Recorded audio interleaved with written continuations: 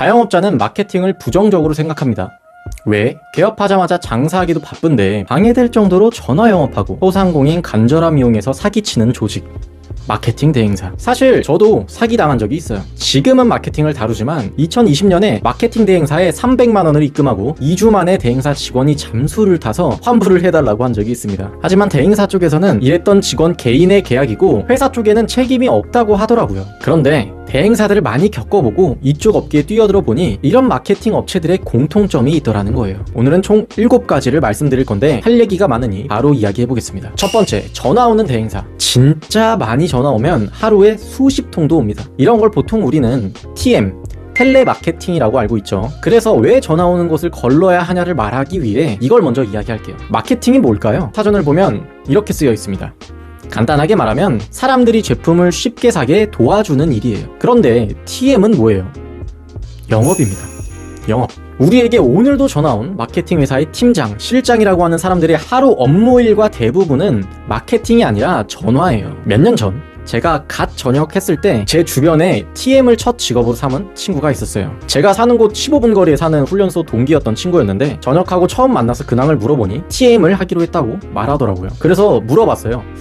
왜? 그게 뭔데? 아는 형이 거기서 일을 하는데 돈 진짜 많이 벌어. 월에 4,500씩 벌고 더 많이 버는 사람도 있어. 뭐 하는데 그렇게 많이 줘? 출근해서 퇴근할 때까지 거의 전화만 합니다. 하루에 인당 수백 통 전화를 하고 계약을 따내면 수수료를 받는 거예요. 수수료 받아서 명품 사고 오마카세 먹고 영업 성과를 많이 올린 사람은 차도 사더라고요. 그걸 옆에서 보니까 자기도 하루에 수백 통 전화하는 거예요. 하지만 이런 비정상적인 방법으로는 오래 못 가죠. 점점 지치고 영업 성과는 떨어지고 남은 건 감당 못하는 씀씀이와 외제차 할부금, 정신적으로 힘들고 정상적으로 삶을 영위할 수가 없어서 결국 단기간에 그만둡니다. 그래서 이런 곳과 계약하면 담당 직원이 자꾸 사라지고 회사도 이런 구조를 알고 운영하는 것이기 때문에 책임을 개인에게 넘기고 책임지지 않으려 하는 거죠. 다시 본론으로 들어와서 그럼 우리에게 전화 오는 마케팅 회사의 팀장, 실장이라고 하는 이 사람은 마케터인가요?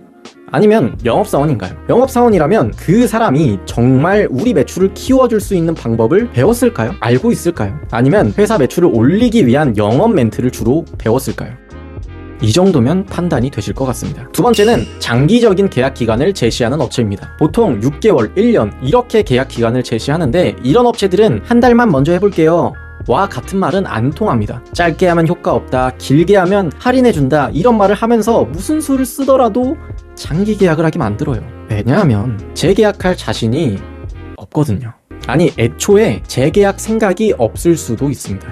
잠깐 다시 TM 얘기로 가면 명품도 사고 차도 산다고 말씀드렸어요. 왜? 어떻게? 전화 몇백 통해서 한 건 계약할까 말까인데 하지만 6개월치, 1년치를 하루 만에 받는다면 어떨까요? 6개월에 600만 원인데 이번 달까지 400만 원에 해드리고 있어요. 그렇게 계약을 한다면 월에 4,500도 불가능하다고 생각이 들지 않죠. 회사 입장에서도 이렇게 크게 매출을 올리고 유지 중인 계약은 개인 혹은 나간 사람에게 책임 전가를 해버리면 끝이니까 아무것도 모르는 사회 초년생들을 높은 급여로 유혹해서 이렇게 가르칩니다. 그런데 이런 회사들은 계속 영업을 시키기 위해 영업 수수료를 높이고 대신 기본 급여가 없거나 턱없이 적은 구조로 운영하는 거예요. 애초에 구조 자체가 계약한 클라이언트의 관리가 아니라 많은 계약을 따내야 돈을 벌 수 있는 영업, 계약에 치중되다 보니 관리가 뒷전일 수밖에 없는 겁니다. 세 번째, 터무니없이 가격이 저렴한 곳. 가격이 너무나도 매력적인, 너무나도 저렴한 곳은 당연히 인센티브가 적을 것이고 그 말은 직원의 급여 또한 적어진다는 겁니다.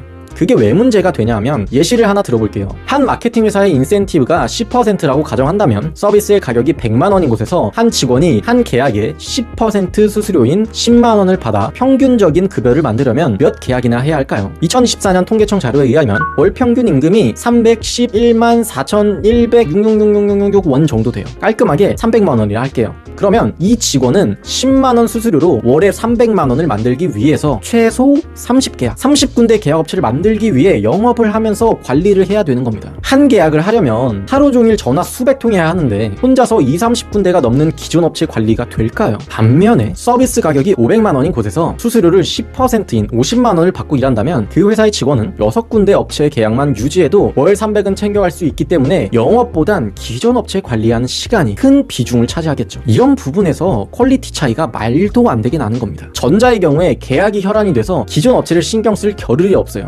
시간이 없습니다. 관리할 업체도 너무나도 많고요. 후자의 경우 계약을 연장하고 유지하기 위해서 기를 쓸 겁니다. 그 말은 클라이언트가 만족을 해야 된다는 거고, 그 말은 즉슨 어느 정도 기대치 이상 퍼포먼스를 보여줄 수 있도록 시간을 쓰고 노력을 한다는 거죠. 그래서 가격이 너무 저렴하면 한 번 더 고민을 해봐야 되는 겁니다. 싸고 좋은 건 없다. 이건 사실 우리가 다 알고 있잖아요. 이제 절반 왔습니다. 네 번째는 네이버 혹은 네이버 마케팅 대행사라고 소개를 하며 영업을 하는 업체가 있는데, 네이버는 광고 구매 및 대행 권유를 절대 하지 않습니다. 누가 말해줬냐면 네이버가. 네이버 피셜입니다. 1644-3910 이 번호를 제외하고는 네이버가 전화하는 일은 없습니다. 사칭 업체들이 그냥 영업 전화 돌리는 것보다 네이버를 사칭해서 전화하면 정말 잘 먹혔을 거예요. 그래서 실제로 피해보는 경우가 너무나도 많습니다. 설마 네이버가 사기치겠어? 하는 생각 때문에요. 이런 업체는 사칭한다는 자체가 처음부터 사기를 치면서 접근하는 것이기 때문에 전화가 온다면 고민 없이 끊어버리고 바로 차단하시면 됩니다. 다섯 번째, 일회성 광고 우선적으로 내세우는 업체. 리워드 트래픽이나 검색 광고, 파워링크처럼 클릭당 비용이나 횟수당 비용이 발생하지만 남는 건 없는, 광고를 중지시키면 0이 되는 이런 일회성 광고를 적극적으로 권유하거나 이런 광고 서비스만 제공하는 업체는 무조건 걸러내야 됩니다. 이런 광고가 안 좋다는 게 절대 아니에요. 목적에 맞게 적절한 예산을 편성해서 쓰면 괜찮은 광고 방식이지만 이런 유의 서비스만 권유하거나 제공하는 업체는 걸러내야 한다는 거예요. 이해를 위해 하나만 설명드리면, 리워드 트래픽은 사람들에게 포인트, 쿠폰, 적립금을 제공하는 대가로 링크에 접속하게 하는 방식인데요. 그래서 보고 구매, 예약을 하거나 문의를 할 확률은 거의 없습니다.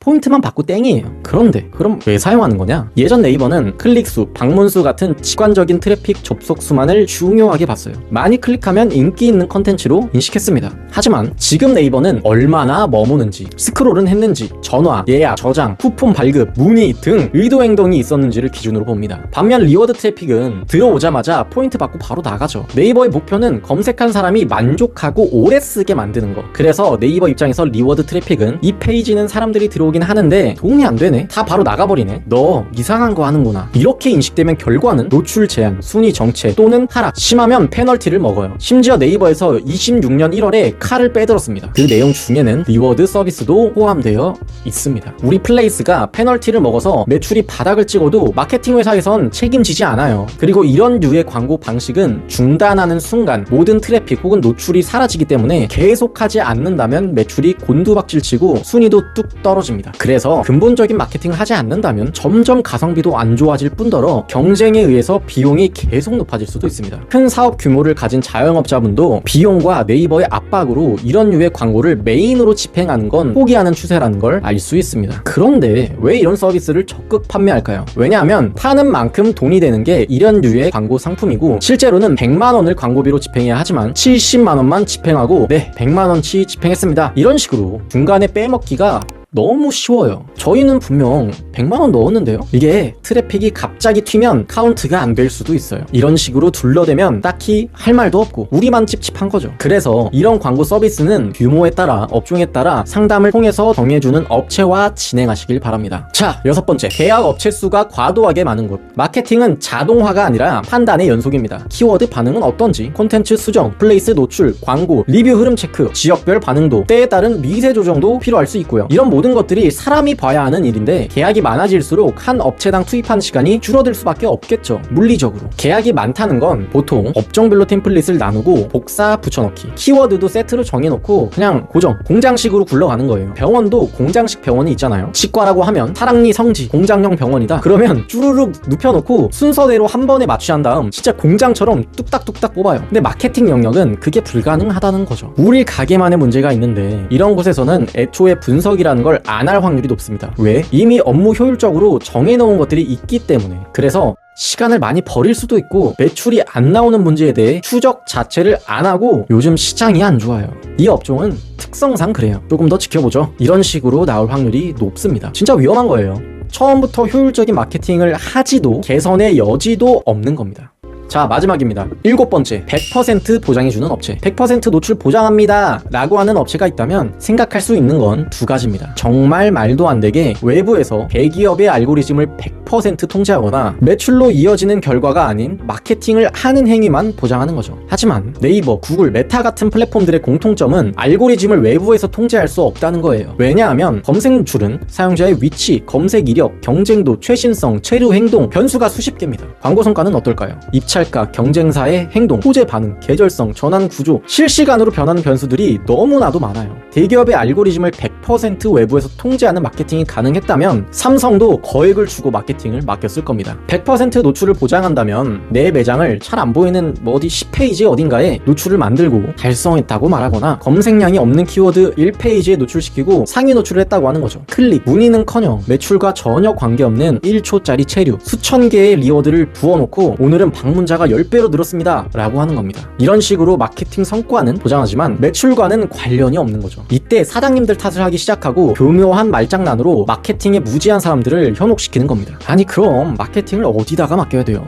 정말 매출로 이어지는 마케팅을 하는 업체라면 보장이 아닌 예측과 논리를 제시합니다.